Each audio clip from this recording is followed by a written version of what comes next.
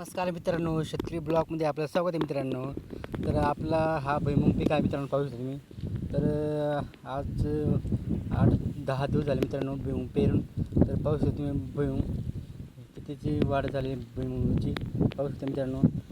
आणि गेल्या आज 8 दिवसापासून आठवड्यात पाऊस सुरू होता मित्रांनो. तर आता 8 दिवस झाले मित्रांनो.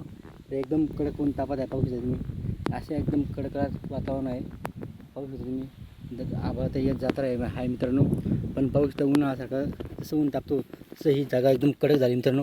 पाऊस तर असं बोरसुद्धा जात नाही, एवढी कडक झालेली आहे. तर पाऊस यायला पाहिजे मित्रांनो, कारण की आपले पिके अशा झालेले आहे मित्रांनो. त्यांना पावसाची खूप गरज आहे मित्रांनो. थोडं अजून यायला पाहिजे, कारण की 8-10 दिवसाचा एवढा गॅप द्यायला नाही पाहिजे पावसाने. कारण पावसाचा दिवस असल्यामुळे पाऊस येणं जाणं हे सुरूच पाहिजे मित्रांनो. कारण की पाहू शकता तुम्ही भुईमुग पीक असं पद्धतीने झालं मित्रांनो. पाहू शकता तुम्ही भुईमुग पिकाला असं 4 आता जवळजवळ 5-5 4-4 पाणी आलेले मित्र. बघा तुम्ही असे पानं आलेले म्हणजे आता भुईमुग एकदम परफेक्ट उगून गेलेला मित्रांनो. तर पावसाला एवढी विनंती आहे की यायला पाहिजे, लवकर यायला पाहिजे. आणि पावसाचा दिवस असल्यामुळे पाऊस येणं जाणं हा पाहिजे मित्रांनो. कारण की पाणीशिवाय काही नाही हो. कारण की आपण तर दिवसाला किती पाणी पितो याचा विचार नसतो, पण आपल्या पिकालाही पाणी जर वेळेवर भेटलं नाही तर त्याचं जीव कसं होईल हे आपल्याला दिसून मित्रांनो. कारण आपण तर प्रत्येक तासाला पाणी पितो. तर ह्या पिकाला नका जास्त आठवड्यातून ते 2-4 तास पाणी यायला पाहिजे मित्रांनो. ही जी आपली अपेक्षा आहे, दुसरं काही नाही मित्रांनो. आणि पाणी खूप गरजेचं असतो, पाणीशिवाय काही होत नाही मित्रांनो. कुठे गेलं तरी आपण उपाशी राहू शकतो, पण पाणी विना राहू शकत नाही मित्रांनो. पाणी आपल्याला पाहिजेच असतो, म्हणून पिकांना पण वेळेवर पाणी पाहिजे.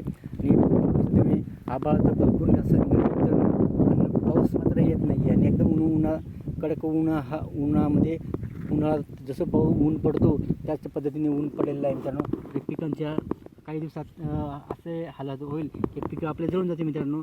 म्हणून पावसाने यायला पाहिजे एवढीच आपली अपेक्षा मित्रांनो. कारण की पाऊस काही होत नाही मित्रांनो. कारण की पाऊस आला तरच आपले पिकांची वाढ ही जी असते ती होईल. आणि एक प्रकारचं त्याला पाणी जर कमी पडलं तर कसं काय होईल आपल्या पिकांचं. म्हणून आपल्याला एवढी विनंती आहे पावसाला, की हात जोडून विनंती आहे की ये रे पावसा, तुला देतो पैसा खोटा आणि पावसाला मोठा.